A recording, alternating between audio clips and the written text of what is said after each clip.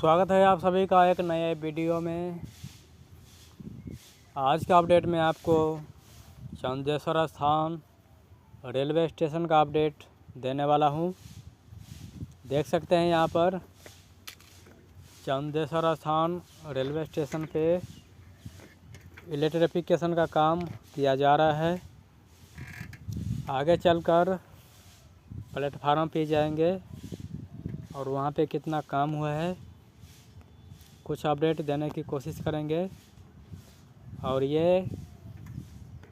Platform 2 है और platform 2 का यहाँ पे देख सकते हैं बोर्ड भी काफ़ी दिनों से लगकर तैयार हो चुका है।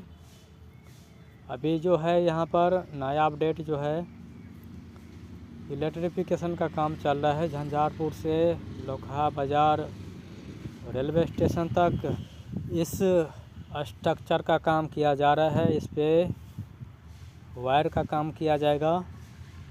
देख सकते हैं यहाँ पे रखा हुआ है और काफ़ी ये पोल जो है लगकर तैयार हो चुका है। इस पे वायर का काम किया जाएगा।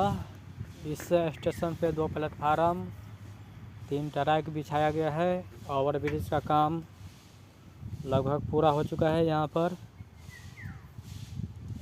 अंतिम काम जो है यहाँ पर ये पोल लगाया जाएगा।